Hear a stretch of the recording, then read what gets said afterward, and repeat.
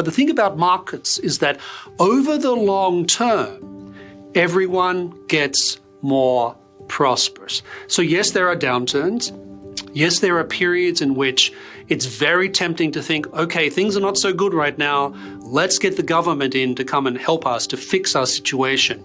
The problem with doing that is that you actually store up more problems for the future. What could America's economic future look like? On this episode of Liberty Curious, I sat down with Dr. Samuel Gregg, prolific author, member of the Mont Pèlerin Society, and distinguished fellow in political economy and senior research faculty at AIER. We discussed his new book, The Next American Economy: Nation, State, and Markets in an Uncertain World. If you enjoy this podcast, you can subscribe on Apple, Google, Spotify, or wherever you listen to podcasts. And if you're interested in ideas of economic freedom and fighting collectivism, check out a short video from AIER's new channel here.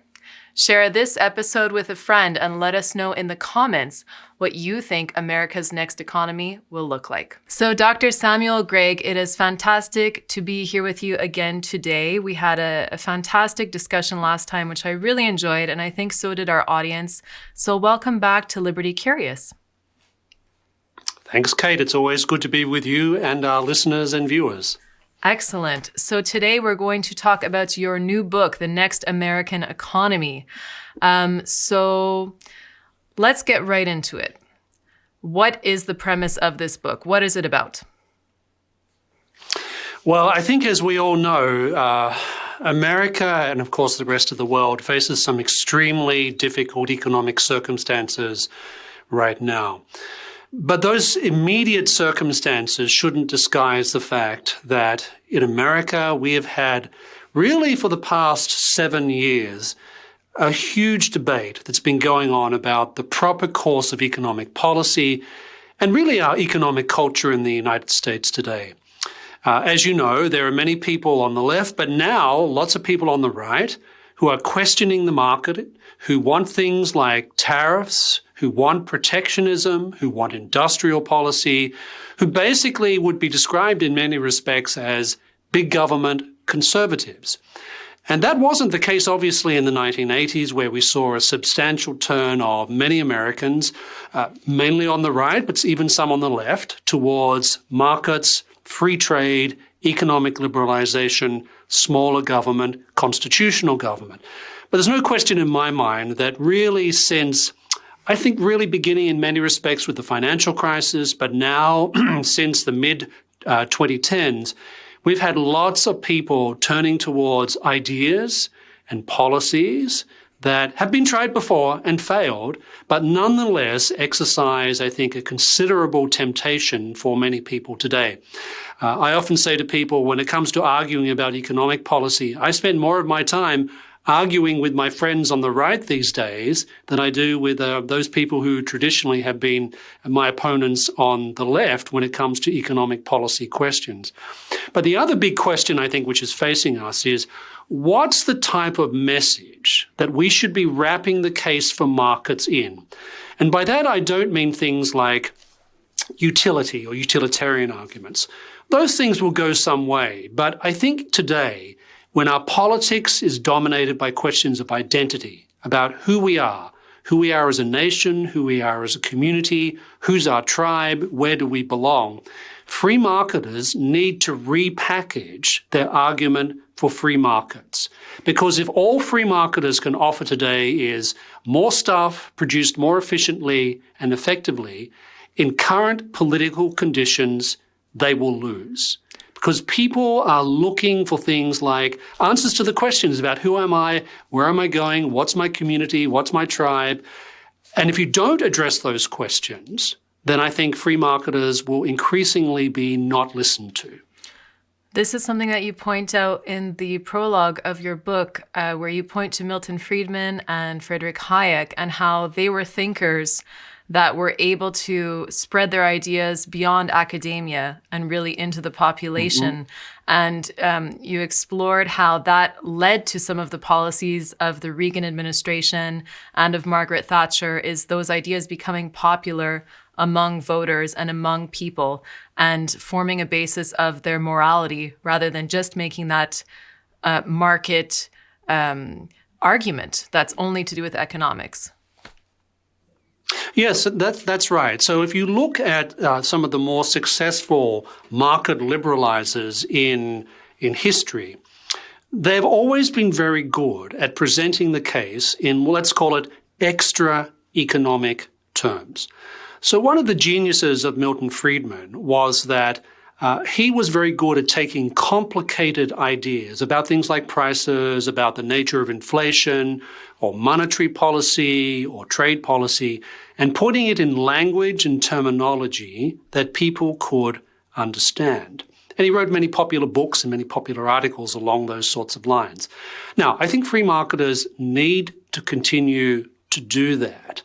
But they also, in the conditions of today, need to make it very clear, at least in the United States, that patriotism, love of country, and belief in the power of free markets go together, that they're not opposed to one another. Because one of the things that, let's call them the economic nationalists, are trading off right now is that they're saying, well, if you believe in free markets, then you must be a soulless, globalist Davos man who doesn't care about the United States, who doesn't care about ordinary Americans, and you're much more interested in some type of global liberal utopia than you are in the well-being of ordinary Americans. And that's a very powerful message that I think free marketers have not been particularly good at addressing. So that's why in this book, The Next American Economy, tries to deal with that. And the subtitle, Nation, State and Markets in an Uncertain World, is really my way of trying to explain to people that markets are very important. Markets matter. Markets give us prosperity. The economic freedom that we get from markets helps to bolster other forms of freedom. But the case for markets has to be cognizant of cultural changes that have happened in the United States, for better and for worse, as well as the political environment and how the political environment has changed considerably. So in the 1980s and even into the early 1990s, much of the political debate was about economics and economic policy. That's where a lot of the focus of the rights arguments were. But that's changed. The focus is much more now on these types of identity questions. And I think that free marketers are making a big mistake if they don't engage those questions in a positive way. If they just dismiss Americans who love their country and are concerned about their country, if they dismiss them as sort of xenophobes or people who are just disinterested in reality, they're making a big mistake. Now, I agree that trying to put together the case for being a patriotic American and believing in free markets is complicated. It's complicated and it can be difficult. But I don't think we have any choice right now, given just how much of the American electorate, reflecting sentiment around the world, I think, has shifted away from belief in free markets as the most optimal form of economic arrangements. To your point, Sam, you're pointing out two sides of the same coin here in a sense, where you have the left that was typically in the past more prone to planning, and the right in the 80s onwards, they were really more for free markets. But then, as you said, it kind of crossed those lines sometimes. It was more a popular idea in general. But now what we're seeing is that you have intervention on both sides. Both sides of the political spectrum want more intervention. And I found a tweet today. If you just look up economic nationalism on Twitter, you'll find this tweet. And I think that it perfectly describes what the foreword of your book is explaining. And that's this. Somebody writes, "The Biden administration has adopted the MAGA agenda. Economic nationalism, bringing manufacturing back to the US, and opposition to China. I don't care who does it. Let's make America great again." Yes, that tweet, I think, pretty much sums up the trajectory of economic sentiment, both on the political left and on the political right, but also among large numbers of ordinary Americans. So if you look, for example, at trade policy, as we all know, the Trump administration took a decidedly protectionist stance breaking away from the free trade consensus that had hitherto reigned on the center-left and the center-right. Remember, it was Bill Clinton who signed NAFTA, right? It was a Republican administration that allowed China to come into the World Trade Organization, a deal that had been negotiated by the Clinton administration. So there was a free market consensus that more or less prevailed.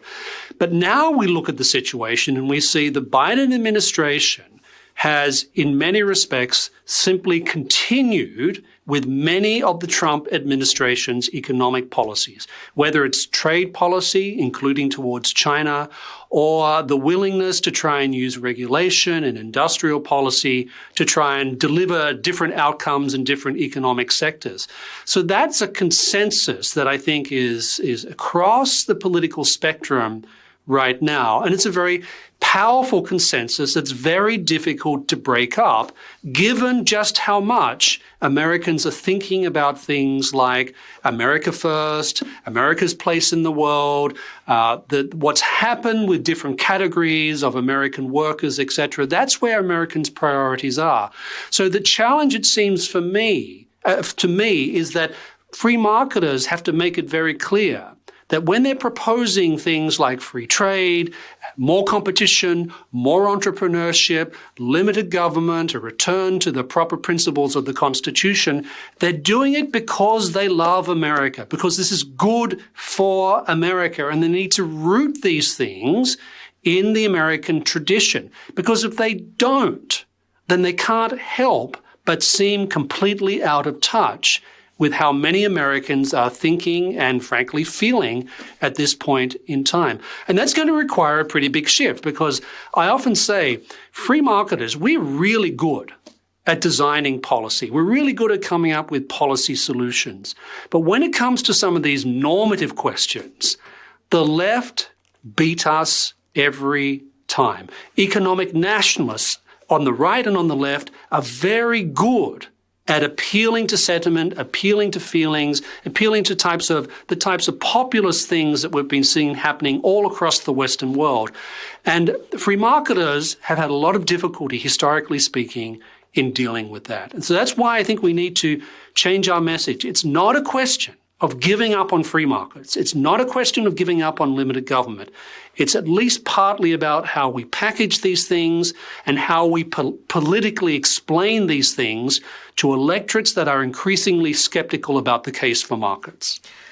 Now, do you think that both the right and the left have turned more to really appealing to the emotions rather than the reason, just because of all of the difficult times that Americans have been through over the past few decades that have brought them away from markets and believing that markets could work? Well, I think that's part of the answer, right? Because it's very clear that many economic nationalist ideas are by definition populist. By definition, they are populist in the sense that they offer easy solutions that appeal to large numbers of people who maybe haven't read an economic textbook or haven't gone through an AIER program in free market economics, right? So it's not surprising that that has been the case on the left and on the right to make these types of populist appeals, because they get people excited and emotive and angry and wanting to do things, right? But at the same time, it's also partly a function of the nature of democracy. So, for example, every 4 years in the United States, we have a very big exercise in populism. It's called a presidential election. Right? So when presidents get up and presidential candidates get up to explain why they should be president, it's rarely the case that they'll sit down and say, well, this is how markets work, and this is prices, and this is the way in which big government planning doesn't work. No. They tell stories, or they'll point to particular examples of a town or a person whose life they present as having been damaged by free trade or some aspect of market liberalization. So one of the big challenges for free marketers is to how do we explain these ideas to people in a way that's more accessible. I mean, it's okay for you and I to sit down and read Adam Smith's Wealth of Nations and say, wow, this makes lots of sense. But most people don't do that because they've got other things to do in their lives. So I think that in many cases, it's not a question of becoming populists ourselves. I don't think that's the response, because when you go down the populist path, your attention to reason and attention to good economics quickly starts to disappear because you become much more interested in just telling people what they want to hear. But when I look back, for example, at the American founders, they had this genius of being able to explain commercial society ideas, the importance of commerce, the importance of trade, about why America was going to be a commercial republic and not an aristocracy and not a militaristic regime like the late Roman Republic. They were exceptionally good at doing this. And I think that's a model that free marketers today in America should be thinking about emulating. That makes a lot of sense. And perhaps telling more stories as well without, doing it in a way that's manipulative, that sometimes can happen with populism, but just telling a story, that's how people learn, right? So I haven't read all of your book. Have you explored that in your book? Sure. And part of it's a question of looking at different situations or different, let's call them mythologies that have gained a certain traction in the popular imagination and challenging them with a narrative that tells a different story. So, for example, in one of the chapters of this book, one of the things I do is look at the situation of manufacturing, right? So we are told over and over again that America has been hollowed out. How many times have we heard Democrats and Republicans say that manufacturing has been hollowed out, etc.? Well, in a certain sense, that's true for some parts of the manufacturing world in the United States, but it's worth telling some stories about why that has happened. So if you look at the case of, say, Detroit, which is a classic example of, let's call it Rust Belt, manufacturing collapse, etc., that has very little to do with competition from abroad or domestic. That has everything to do with complacent management, overmighty unions, and regulators and governments that didn't challenge them to change what was effectively a very stable but nonetheless complacent status quo. So to tell the story of a city like Detroit and say, this is what happened, it had nothing to do with markets, it had everything to do with collusion, cronyism, and complacency. Another story I tell is on the other side of the manufacturing story, which is when we talk about this Rust Belt, when we talk about manufacturing disappearing in the United States, well, both of those things are not quite true. We know, for example, and I point to different studies that have shown this, that most manufacturing towns have actually turned around. They're actually doing fine. Now, the process of changing from the late 1970s onwards was difficult, it was hard, and I don't want to downplay how difficult that was, but nonetheless, they changed, and now they're much more prosperous than they used to be. Whereas it's those towns, those manufacturing towns, that have appealed to the government for subsidies, for help, for different forms of intervention, they are still stuck in this unsustainable, unproductive status quo. So those are two stories that I use to challenge some of the mythologies about manufacturing in America today. And also another one is to say, look, if you go into any factory today in the United States, you look around, what do you see? Well, I tell you what, you don't see men walking around dressed as if it's the 1950s, engaged in very hard, physically demanding, often back-breaking work. What you see are men and women walking around wearing lab coats, engaged in highly sophisticated technological manufacturing, and doing work that's intellectually challenging, that gives them a sense that they're really achieving a great deal of things, and they're doing it in a way that's frankly much more comfortable than their forebears or their grandparents were doing in 1950s America. So there's a good story to tell about manufacturing in America, which I think would go some way to countering some of the mythologies that have been propagated by economic nationalists on the right and left in America. So what I'm also getting from those stories, and I'd like you to point out if this is true or false or somewhere in the middle, is that markets and market economies tend to have wealth over time, and it takes time. And sometimes you'll have periods that are more difficult. And when people want instant results, they point to those periods and say, hey, well, this is not working out very well. We can't just let this go this way. And then interventionist policies start to come in. Is that kind of what goes on? Absolutely. What you're describing is what people used to call the business cycle, right? So there are highs and lows. We have recessions because these are correctives to misallocations of capital and resources throughout the economy. But the thing about markets is that over the long term, everyone gets more prosperous. So yes, there are downturns. Yes, there are periods in which it's very tempting to think, okay, things are not so good right now. Let's get the government in to come and help us to fix our situation. The problem with doing that is that you actually store up more problems for the future. I often like to say that one of the big differences between, let's call it, a market-orientated approach to the economy and a more Keynesian and a more interventionist approach to the economy is that those of us who believe in market economies are thinking about the long term. Not just the next year or 2 years, but the next 10, 15, 20, 30, 50, 100 years. The Keynesian interventionist tends to focus on the immediate. They focus upon the short term, which means they're much more willing to contemplate using the state to try and rectify what is, to their mind, a problem that requires immediate state intervention. Otherwise, some seriously bad things will start to happen. Problem is that when those interventions tend to have lots of unintended consequences, they also introduce rigidities and future problems into the economy that at some point are going to have to be addressed. So the Keynesian, because they tend to take this relatively short-term perspective on economic life and economic growth and the market as a whole, that's why I think they tend to look to the government to try and fix the situation or ignite growth or whatever it happens to be through different types of intervention.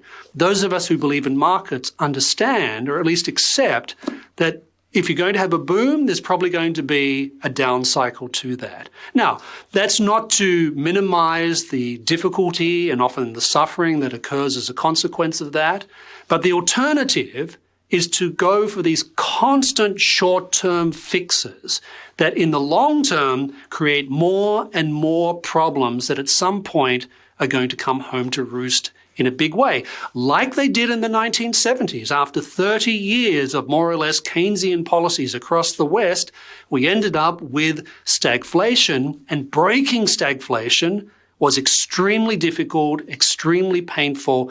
And if you're a free marketer, you would say, this could have all been avoided. We could have avoided all this if we'd been willing to say no to sort of more or less constant intervention from the 1940s onwards. So what happened then, after seeing this prosperity that arose once in the 80s, certain administrations started taking on more free market approaches, not completely free market, but that was working out really well. So what happened then? Why did people start to turn away from that after such a short time and blame the market approach on all of the issues that were coming up? What happened?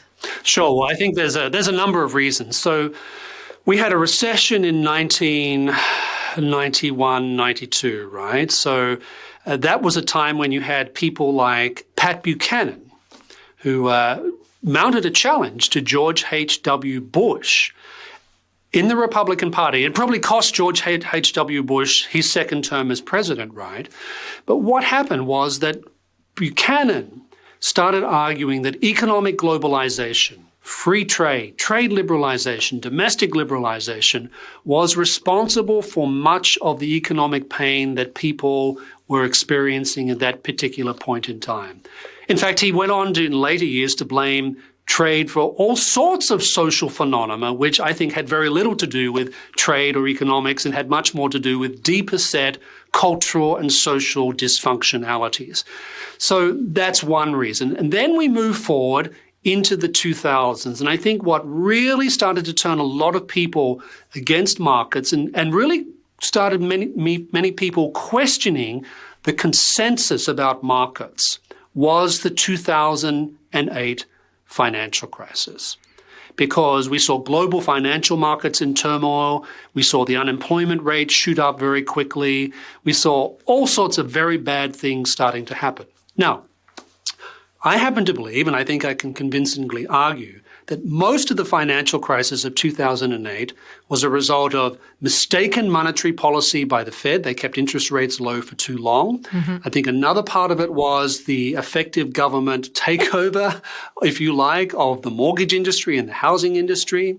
Another problem, I think, was the excessive regulations that incentivized people on Wall Street to do dumb and sometimes criminal things.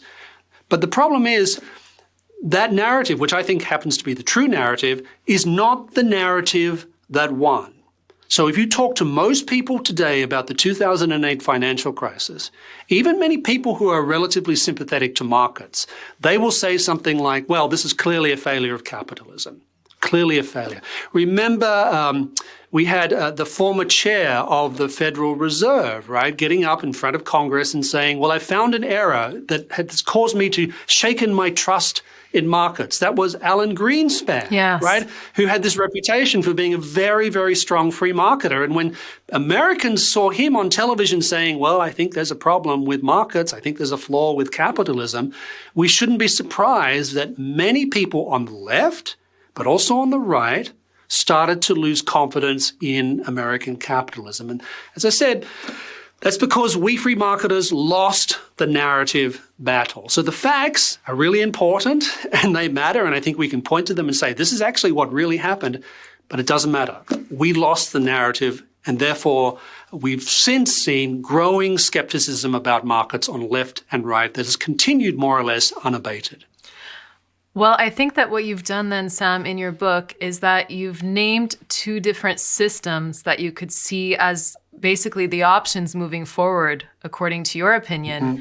And you've named one of them state capitalism, which I think was very wise. And this seems to be the system that wouldn't really work. You know, capitalism has already been given a bad name. And the origins of the word capitalism come from Karl Marx, do they not? Yes, I mean, capitalism has a very bad reputation because many of the people who first used it were decidedly critics of the market economy. And it's not just them, it's not just people like Marx, it's also people like the novelist Charles Dickens, right, who wrote these novels that portrayed 19th century capitalism as this sort of terrible system that was exploiting children. And now, there were bad things that happened. But it's also true that many people left rural agricultural areas and moved to cities because life was better. They had jobs, they had opportunity, they had more capital than they'd ever had in their lives, and certainly much more than their parents or grandparents had. So when I say state capitalism, what I'm talking about here is you have a market, you have private property, you have free exchange, etc., but the state is deeply involved in every aspect of economic life, whether through protectionism, whether through industrial policy, whether through entitlement programs, lots of regulation, big welfare states, etc. So that's why in most European countries, for example, the state consumes almost 50% of national GDP. So that's not a market economy. That's more like a sort of state capitalism, or you might even call it social democracy. When I talk about a market economy, I mean things like private property, I mean free exchange, competition, all these things, but I also mean something else. I also mean things like rule of law. I also mean things like constitutionally limited government.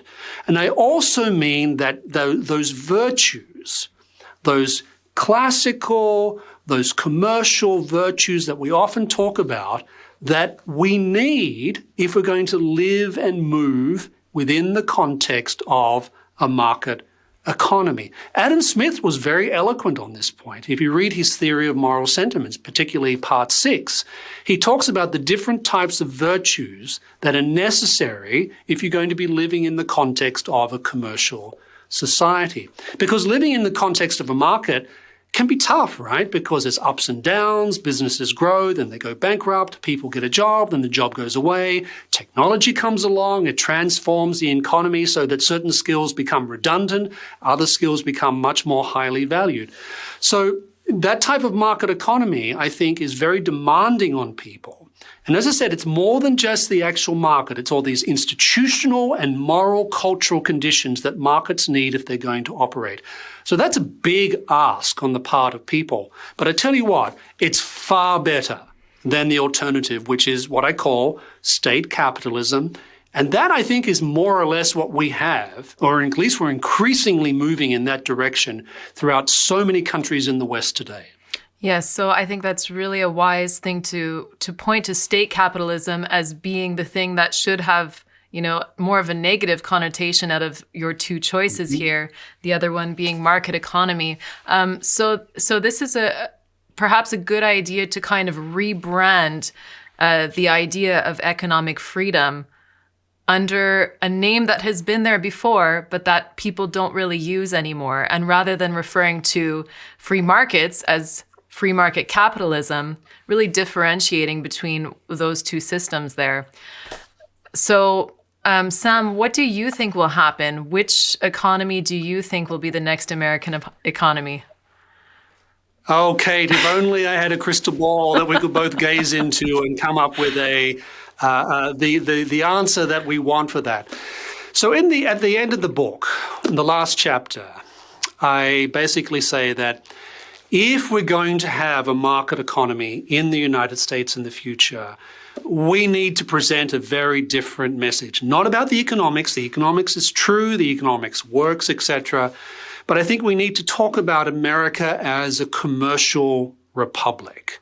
That's the direction I would like us to move in. And a commercial republic is one in which you have a dynamic market, lots of entrepreneurship, lots of competition, lots of domestic and international trade, but everything is grounded and built around what the founders of the United States called Republican virtue. And that involves behaving in certain ways. It also involves respect for rule of law. It means abiding by the Constitution. It means taking things like the Constitution deeply seriously. But it also means a strong civil society. It means having these associations and communities that Alexis de Tocqueville talked about when he visited the United States in the 1830s. And he noticed two things. He said, wow, Americans are really entrepreneurial. They're always being entrepreneurs about everything. But he also noticed that they cared about each other. And they did so not through the government. They did through the institutions of civil society. So that's the direction I would like America to go in. Whether that happens is a different idea. I mean, I tend to be a person of hope. I tend to be optimistic. And I do think that if Americans are willing to look back on their founding documents, on the texts and debates that informed the American founding, they will find there the type of general economic orientation that makes America what it is, that makes it the case that America and capitalism, in many people's minds, are synonymous. America is not meant to be a European social democracy. We're not meant to be that. And I think if free marketers are willing to take the step and to make these types of arguments in the public square, then I think they're more than capable of showing that a commercial republic and a market economy should be the future, and that state capitalism, which I think we're drifting towards, should be something that we should be consigning to the dustbin of history. Wow, very well said and very inspiring, Sam. I think that this is a great place to leave our chat. I know that you don't have much time today as you're a very popular man with lots of interviews lined up about this new book, The Next American Economy. I encourage our listeners to go out there and pick up a copy and read about these ideas, share these ideas with people, inform yourself, back yourself with the proper arguments so that you can engage in debate with the people around you, whether that's at the dinner table or at work or elsewhere. And I think that this is how we can work towards changing the world that we live in, just little bit by little bit. Sam, thank you. Would you have any last words you'd like to leave with our listeners? Well, being someone who believes in markets, I'll say this: buy my book. I do hope it's something that people find helpful. I do think it's something. I do hope it's something that people can gain some hope from, because I think at the moment it's dark times for market liberalism. It's dark times for those of us who believe in market economies. So I hope, to the extent that this helps free marketers and others who are interested in the well-being of their country, to have some hope and to see how we can bring together good arguments about the market economy with some solid philosophical and normative positions. Great. Samuel, Gregg, thank you so much, and hope to see you here soon again. Thanks, Kate. Always good to talk with you. Thanks, likewise.